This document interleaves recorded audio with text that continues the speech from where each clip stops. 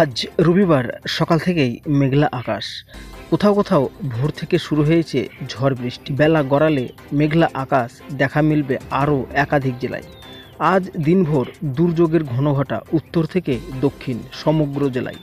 প্রবল বৃষ্টির পাশাপাশি বইতে পারে ঝোড়ো হাওয়া। একাধিক জেলায় আজ দুর্যোগপূর্ণ আবহাওয়া সতর্কতা জারি করেছে আলিপুর আবহাওয়া দপ্তর।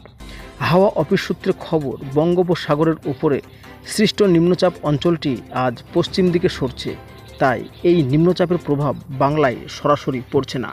পাশাপাশি একটি অক্ষরেখা বিস্তৃত রয়েছে কয়েকটি জেলার উপর এবং মৌসুমি অক্ষরেখাও বর্তমানে সক্রিয়।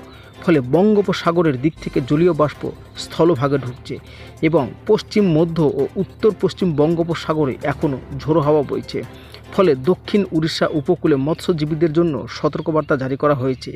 আপাতত এই সতর্কবার্তা মঙ্গলবার পর্যন্ত জারি করা রয়েছে।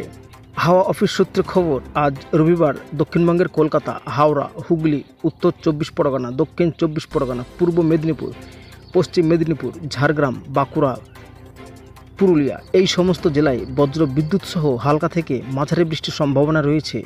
তবে এই বৃষ্টির সাথে বইতে পারে ঘন্টায় 30 থেকে 40 কিলোমিটার বেগে ঝোড়ো হাওয়া এবং এর জন্য জারি করা হয়েছে হলুদ সতর্কতা। তবে আগামী সপ্তাহের শুরুতে অর্থাৎ সোমবার পূর্ব মেদিনীপুর, পশ্চিম মেদিনীপুর, ঝাড়গ্রাম, বাঁকুড়া, পুরুলিয়া এই জেলাগুলোতে বজ্র বিদ্যুৎ সহ হালকা থেকে মাঝারি বৃষ্টির পূর্বাভাস রয়েছে। এই 5 জেলায় জারি করা হয়েছে হলুদ সতর্কতাও। তবে আগামী মঙ্গলবার, বুধবার এই টানা দুদিন দক্ষিণবঙ্গের হাওড়া, হুগলি, কলকাতা, উত্তর 24 পরগনা, দক্ষিণ 24 পরগনা, 2 মেদিনীপুর, ঝাড়গ্রাম, বাঁকুড়া, পূর্ব বর্ধমান, পশ্চিম বর্ধমান, বীরভূম, মুর্শিদাবাদ, নদিয়া, এক কথা বলা যেতে পারে দক্ষিণবঙ্গের সমস্ত জেলায় বজ্র বিদ্যুৎ সহ হালকা থেকে মাঝারি বৃষ্টির সতর্কতা রয়েছে। অন্যদিকে আজ উত্তরবঙ্গে ভারী বৃষ্টির সতর্কতা জারি করা হয়েছে জলপাইগুড়ি, কালিম্পং, আলিপুরদুয়ার এবং কোচবিহার। তবে এই জেলাগুলোতে বজ্র বিদ্যুৎ সহ হালকা থেকে মাঝারি বৃষ্টির পূর্বাভাস রয়েছে এবং দার্জিলিং, উত্তর দিনাজপুর, দক্ষিণ দিনাজপুর এবং মালদহে এই জেলাগুলিতেও জারি রয়েছে হলুদ সতর্কতা।